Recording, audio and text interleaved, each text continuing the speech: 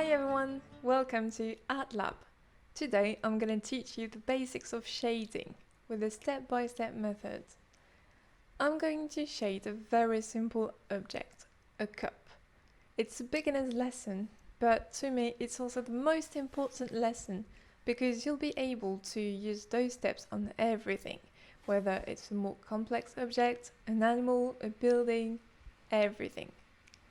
If you want to know about the material I'm using, I'm going to put some information and links in the video's description below. Now, let's get started. So here, I have pre-drawn the outline of my object. With a simple HB pencil, I'm just applying a base layer of grey everywhere, matching the lightest value on my object. Make sure your strokes are regular and not too heavy, otherwise they will show through the further layers of pencil and it will be very difficult to hide them. Now I'm done, I'm using a blender to smooth it out. Never ever use your finger for this. Our skin is always a bit greasy, so it would smudge your drawing and make it dirty. If you don't have a blender, don't worry, you can use a cotton bud, a cotton pad, a tissue, or even toilet roll. But I think blenders are a little bit more convenient though, because they come in different sizes, so you can use smaller ones to be more precise when blending near the edges and in smaller areas. So now we're getting to the real fun, the proper shading. The first thing I'm doing is to draw the darker areas. I'm still using my HB pencil with enough pressure to make it really nice and dark. I'm not bothering about the transitions at the moment. I'm just adding block shadows to the darkest part of my subject. So for this cup, it's mostly in the inside and a little bit on the handle. Then I'm adding the midtones. This is when you should start playing with the pressure on your pencil to create nice and smooth transitions between the dark areas and the light areas. Don't spend too much time on the details yet, as we'll come back to them in time. It is important to always work from global to detail. This applies to pencil drawing, charcoal drawing, as well as painting, with watercolor, acrylics, everything. Try to see the bigger shape, the global volume, and once you've got it, then it's time to worry about the details. The midtones are going to give more volume to the object. Depending on the transitions between the values, the shape is going to appear more rounded or more square.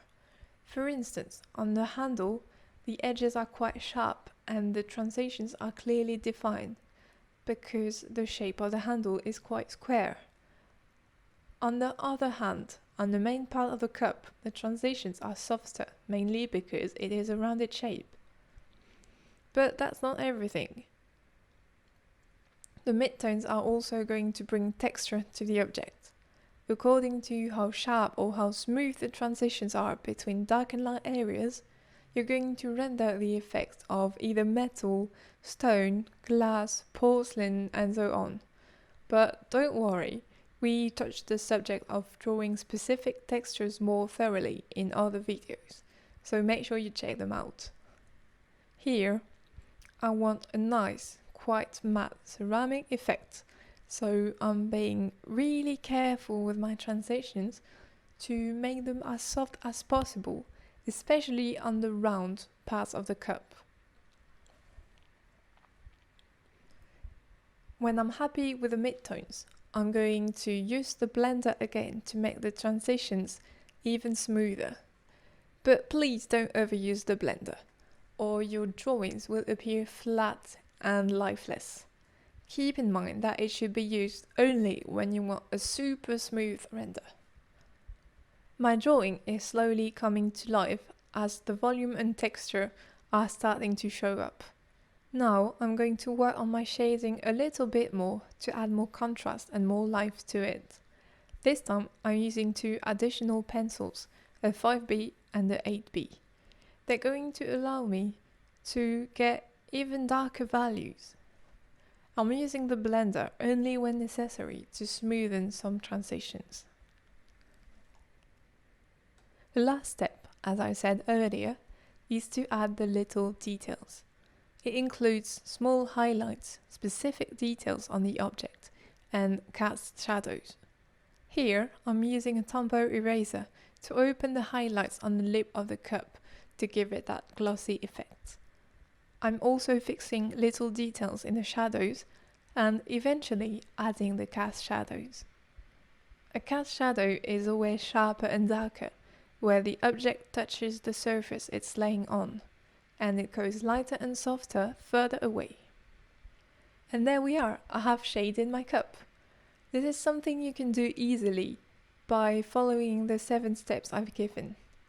Again, I'll post the names and links to the material I'm using in the description of the video.